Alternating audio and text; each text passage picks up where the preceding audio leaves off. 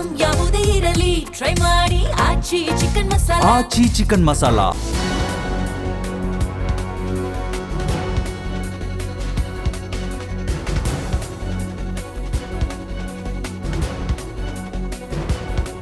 Africa, Asia, Australia ಮತ್ತು Antarctica ಖಂಡಗಳಿಂದ ಆವೃತವಾಗಿರುವ ಹಿಂದೂ ಮಹಾಸಾಗರದ ಹೆಸರಿನಲ್ಲಿ ಹಿಂದೂ ಎನ್ನುವ ಹೆಸರು ಯಾಕಿದೆ? ಜಗತ್ತಿನ 5 ಮಹಾಸಾಗರಗಳ ಪೈಕಿ ಹಿಂದೂ ಮಹಾಸಾಗರ ಕೂಡ ಒಂದು.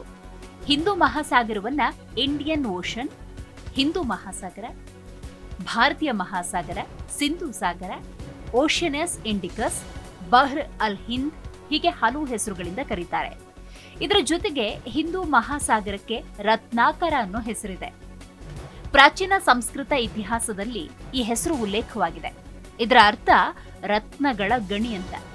ಸಾಗರದಲ್ಲಿ ಸಿಗ್ತಾ ಇದ್ದ ಅತ್ಯಮೂಲ್ಯ ಮುತ್ತುಗಳು, ರತ್ನಗಳಿಗಾಗಿ ಈ ಹೆಸರು ಇತಿಹಾಸದ ಪುಟದಲ್ಲಿ ಉಲ್ಲೇಖವಾಗಿದೆ. ವಿಶ್ವದ 5 ಮಹಾಸಾಗರಗಳು ಅಂದ್ರೆ ಪೆಸಿಫಿಕ್, ಅಟ್ಲಾಂಟಿಕ್, ಹಿಂದೂ ಮಹಾಸಾಗರ, ದಕ್ಷಿಣ ಮಹಾಸಾಗರ, ಆರ್ಟಿಕ್ ಮಹಾಸಾಗರ. ಈ ಪೈಕಿ ಜಗತ್ತಿನ ಅತಿ ದೊಡ್ಡ ಮತ್ತು ಆಳವಾದ ಸಾಗರಗಳ ಪೈಕಿ ಹಿಂದೂ ಮಹಾಸಾಗರ 3ನೇ ಸ್ಥಾನದಲ್ಲಿದೆ. ಪೆಸಿಫಿಕ್ ಮತ್ತು ಅಟ್ಲಾಂಟಿಕ್ ಮಹಾಸಾಗರಗಳು ಇದಕ್ಕಿಂತ ದೊಡ್ಡ ಸಾಗರಗಳಾಗಿದೆ. ಈ 5 ಮಹಾಸಾಗರಗಳು ಜಗತ್ತಿನ ಮೇಲ್ಮೈಯ ಸುಮಾರು 71ರಷ್ಟು ಭಾಗವನ್ನ ಆವರಿಸಿಕೊಂಡಿದೆ. ಜೊತೆಗೆ ಭೂಮಿಯ ಮೇಲಿನ ಹವಾಮಾನದ ಮೇಲೆ ನೇರ ಪ್ರಭಾವವನ್ನ ಬೀರುತ್ತೆ. ಹಾಗಾದ್ರೆ ಹಿಂದೂ ಮಹಾಸಾಗರದ ಭೌಗೋಳಿಕ ಹಿನ್ನೆಲೆ ಏನು? ಹಿಂದೂ, ಇಂಡಿಯಾ ಅನ್ನೋ ಹೆಸರು ಯಾಕೆ ಬಂತು? ವಿಶ್ವದ 3ನೇ ದೊಡ್ಡ ಸಾಗರ ಹಿಂದೂ ಮಹಾಸಾಗರ ಜಗತ್ತಿನ ಮೇಲ್ಮೈಯ 20% ಭಾಗವನ್ನ ಆವರಿಸಿಕೊಂಡಿದೆ. ಹಿಂದೂ ಅಥವಾ ಇಂಡಿಯನ್ ಅನ್ನೋ ಪದ ಬಳಕೆಯ ಹಿಂದೆ ಐತಿಹಾಸಿಕ, ಭೌಗೋಳಿಕ, ವ್ಯಾಪಾರ, ಸಾಂಸ್ಕೃತಿಕ ಕಾರಣಗಳ ಹಿನ್ನೆಲೆ ಇದೆ. ಪ್ರಾಚೀನ ಕಾಲದಿಂದಲೂ ಏಷ್ಯಾ ಖಂಡದ ಭಾಗವಾಗಿರುವ ಭಾರತ ವ್ಯಾಪಾರ ಮತ್ತು ಹಲವಾರು ಸಂಸ್ಕೃತಿಗಳನ್ನ ತನ್ನ ಮಡಿಲಲ್ಲಿಟ್ಟುಕೊಂಡು ಪೋಷಿಸಿಕೊಂಡು ಬಂದಂತಹ ದೇಶವಾಗಿದೆ. ಆಫ್ರಿಕಾ, ಮಧ್ಯಪ್ರಾಚ್ಯ, ಏಷ್ಯಾದ ಆಗ್ನೇಯ ಭಾಗ, ಆಫ್ರಿಕಾ ಖಂಡ ಮುಂತಾದ ದೇಶಗಳ ಜೊತೆಗೆ ವ್ಯಾಪಾರ ಸಂಬಂಧವನ್ನ ಭಾರತ ಇಟ್ಟುಕೊಂಡಿತ್ತು. ಈ ವ್ಯಾವಹಾರಿಕ ಸಂಬಂಧದ ಜೊತೆಗೆ ಭಾರತದ ಆರ್ಥಿಕ ಮತ್ತು ಸಾಂಸ್ಕೃತಿಕ ಪ್ರಭಾವ ಈ ಸಾಗರದ ಮಾರ್ಗದಿಂದಾಗಿ ಜನನಿತವಾಗಿತ್ತು. ಜಾಗತಿಕ ಮಟ್ಟದಲ್ಲಿ ಭಾರತದ ಹೆಸರನ್ನ ವಿಶ್ವದ ಇತರೆಡೆ ಪಸರಿಸಲು ಈ ಸಾಗರದ ಕೊಡುಗೆ ಅತ್ಯಮೂಲ್ಯ ಅನ್ನೋ ಕಾರಣಕ್ಕೆ ಹಿಂದೂ ಮಹಾಸಾಗರ ಅನ್ನೋ ಹೆಸರು ಬಂದಿದೆ ಅಂತ ಉಲ್ಲೇಖವಾಗಿದೆ. ಬಹಳ ಹಿಂದೆ ಸಿಂಧೂ ನದಿಯ ಭೂಮಿಗೆ ಹೊಂದಿಕೊಂಡಂತೆ ಇರುವ ಸಾಗರದ ಭಾಗವನ್ನ ಸಿಂಧೂ ಸಾಗರ ಅಂತ ಕರೆಯಲಾಗ್ತಾ ಇತ್ತು.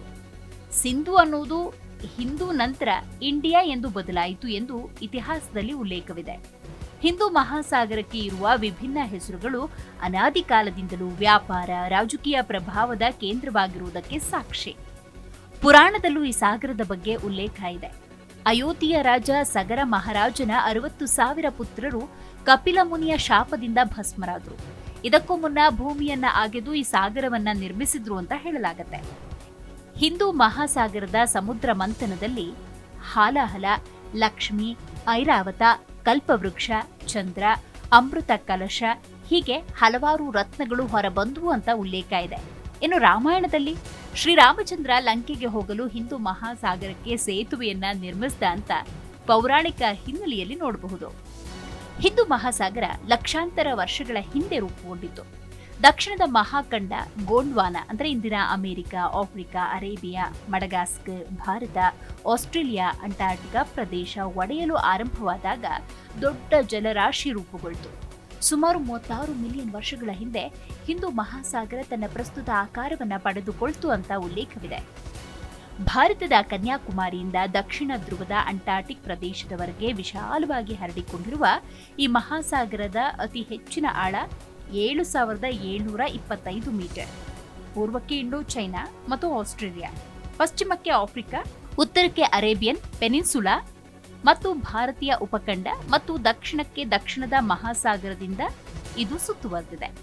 ಭಾರತೀಯ ಉಪಖಂಡದಿಂದಾಗಿ ಇದಕ್ಕೆ ಇಂಡಿಯನ್ ಓಷನ್ ಅನ್ನೋ ಹೆಸರು ಇಡಲಾಗಿದೆ. ಈ ಮಹಾಸಾಗರದ ಒಟ್ಟಾರೆ ವಿಸ್ತೀರ್ಣ 70.56 ಮಿಲಿಯನ್ ಚದರ ಕಿಲೋಮೀಟರ್. ಗರಿಷ್ಠ ಅಗಲ 7,600 ಕಿಲೋಮೀಟರ್. ಸರಾಸರಿ ಆಳ 3,890 ಮೀಟರ್.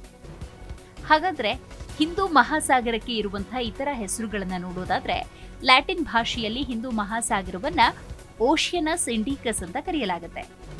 ಯುರೋಪ್ ಖಂಡದ ಪೂರ್ವಕ್ಕೆ ಹಿಂದೂ ಮಹಾಸಾಗರ ಇರುವುದರಿಂದ ಪೂರ್ವ ಸಾಗರ ಅಂತ ಕೂಡ ಕರೀತಾರೆ. ಚೀನಾದ ಪಶ್ಚಿಮಕ್ಕಿರುವುದರಿಂದ ಪಶ್ಚಿಮ ಸಾಗರ ಅಂತ ಉಲ್ಲೇಖ ಇದೆ.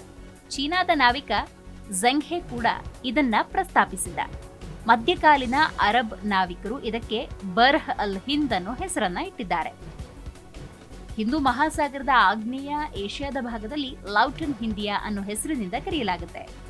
ಗ್ರೀಕರು, ರೋಮನರ ಇತಿಹಾಸದಲ್ಲಿ ಹಿಂದೂ ಮಹಾಸಾಗರದ ಆ ಭಾಗದ ಅಂದರೆ ಕೆಂಪು ಸಮುದ್ರ, ಪರ್ಷಿಯನ್ ಕೊಲ್ಲಿಯನ್ನ ಒಳಗೊಂಡ ಸಾಗರದ ವಾಯುವ್ಯ ಭಾಗದ ಜಲಪ್ರದೇಶವನ್ನ ಎರಿತ್ರಿಯನ್ ಸಾಗರ ಅಂತ ಕರೆಯಲಾಗ್ತಾ ಇತ್ತು.